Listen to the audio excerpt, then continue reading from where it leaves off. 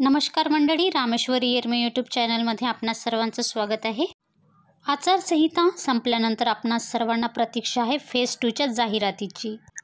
परंतु शासनाचा आश्चर्यजनक निर्णय आपल्यासमोर येताना दिसत आहे। शासन आपापल्या जिल्हा परिषदेच्या लेवलला कंत्राटी शिक्षक भरतीच्या जाहिराती प्रसिद्ध करताना दिसत आहे। काय आहे या संदर्भातील महत्त्वाचं पत्र? कोणत्या जिल्हा परिषदेत पुन्हा एकदा कंत्राटी शिक्षक भरतीची जाहिरात काढण्यात आलेली आहे? याचे परिणाम काय होऊ शकतात? त्याच्या नियम अटी काय आहेत? या संदर्भात सविस्तर माहिती आजच्या व्हिडिओमध्ये आज आपण जाणून घेणार आहोत। तत्पूर्वी आपण जर माझ्या चॅनलवर नवीन असाल तर चॅनलला सबस्क्राईब करा। त्याचप्रमाणे व्हिडिओ आवडल्यास लाईक, शेअर व कमेंट करायला विसरू नका। बाजूचे बेल आयकॉन बटन प्रेस करा, म्हणजेच माझ्या नवीन व्हिडिओचे नोटिफिकेशन्स आपणाला मिळतील। तर चला मग सुरुवात करूया आजच्या व्हिडिओला। प्राथमिक शिक्षण विभाग जिल्हा परिषद सांगलीतर्फे हे परिपत्रक जारी करण्यात आलेलं आहे।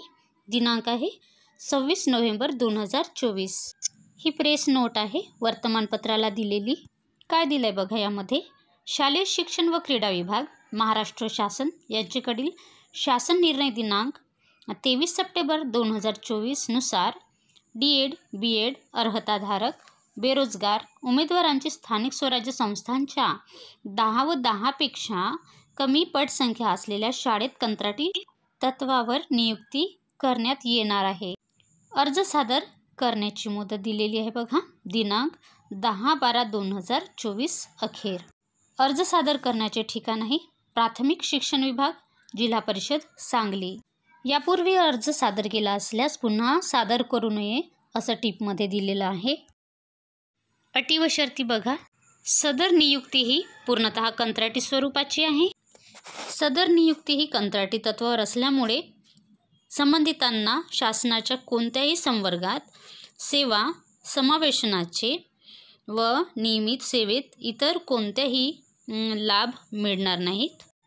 अर्जदार व्यक्तीचे वय हे किमान 18 वर्षे असणे गरजेचे आहे। त्याचप्रमाणे खुल्या प्रवर्गाकरिता 38 वर्षे, मागास प्रवर्गाकरिता 43 वर्षे असणे अनिवार्य आहे। उमेदवारांना नियुक्तीस्तव कोणताही आरक्षण लाभ देय असणार नाही। नियुक्तीस्तव D.Ed व B.Ed ही व्यावसायिक अर्हता अनिवार्य आहे। 10 व 10 पेक्षा कमी पट असलेल्या ज्या शाळांमध्ये पद उपलब्ध आहे तेथील स्थानिक उमेदवाराला प्राधान्य देण्यात येईल। ते नसल्यास तालुक्यातील उमेदवाराला प्राधान्य देण्यात येईल आणि ते सुद्धा उपलब्ध न झाल्यास जिल्ह्यातील रहिवाशांना प्राधान्य देण्यात येईल। नियुक्तीचा कालावधी 1 वर्षाकरिता असेल। मानधन 15,000 रुपये असणार आहे। जिल्हा परिषदेच्या वतीने जिल्हाधिकारी प्राथमिक यांच्याशी करारनामा स्वाक्षरीने करणे आवश्यक आहे।